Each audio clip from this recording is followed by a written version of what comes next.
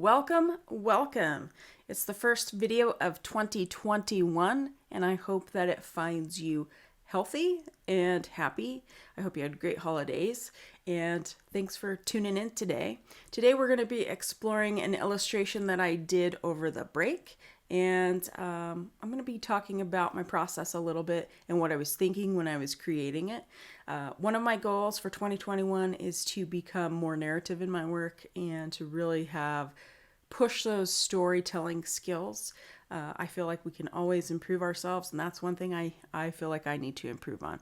So if you're interested in this process, stick around and I'll show you a time lapse of what this process looked like, and I will narrate it too.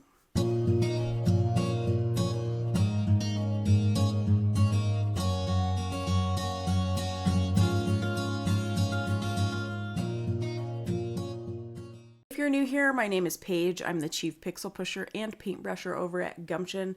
You can find me over at ihavegumption.com, and I'm excited to be here to share my process with you in hopes that maybe it inspires you to make your own art, to not be afraid to do it, to get out there and just paint or illustrate and do your thing. So in this video, I'm working in Procreate, which is an app that goes onto your iPad.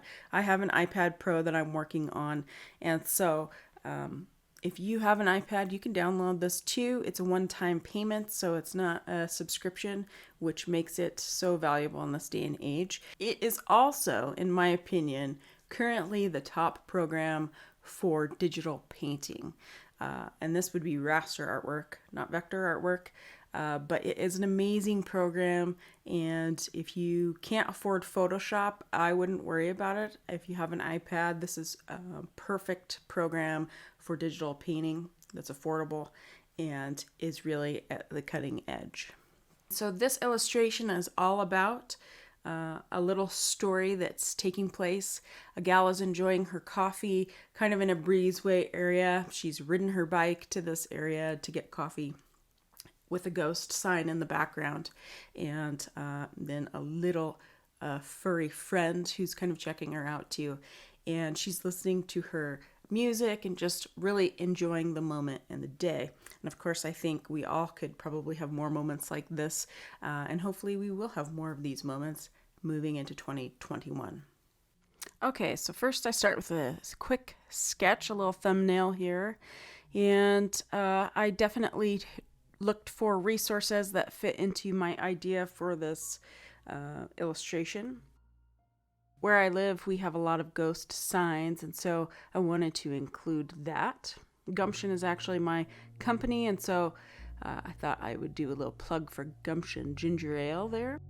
So really here I'm setting a scene. I am creating an environment around this gal, and I really wanted to show that she's listening to her music and just enjoying this moment.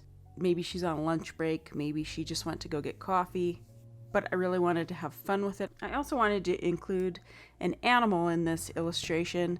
I thought, what better than a squirrel, because of course squirrels always think they're getting food.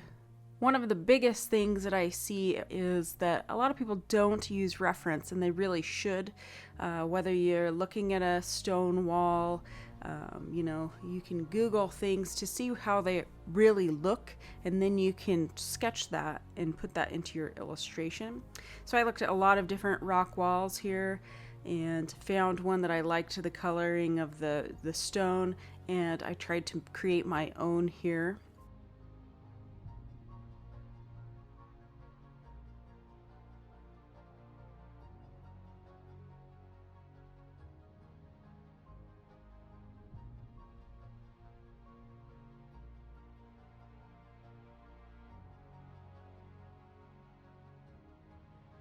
The biggest thing that I was trying to achieve here as well was light.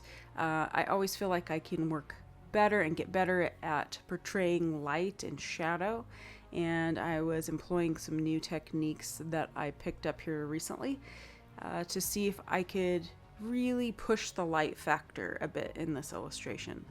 So I was using a lot of layers and effects on those layers in Procreate to create some of these shadowy and light effects.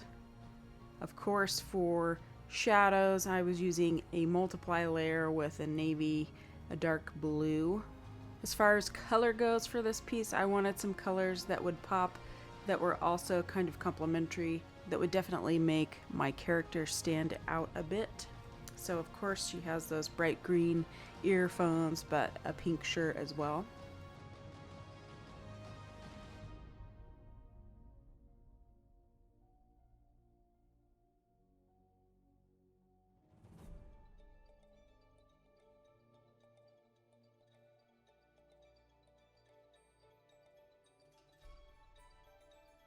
One thing that I found, I used a variety of different images of people sitting cross-legged, and the one thing that just didn't feel right to me were the hands, and so I had to go back, photograph myself sitting in this position and how my hands were, and redraw the hands. And so if you find yourself in a situation like this, redraw those hands. Do what it takes to make it even better. This is why using reference really is good, because a lot of times you can really tell when something is off, and it just gets you that much closer to having a more accurate representation.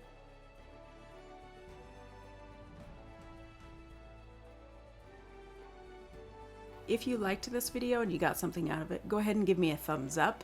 If you want to see more of my content, go ahead and hit that subscribe button. And until I see you next time, stay creative and keep creating, and I will see you later.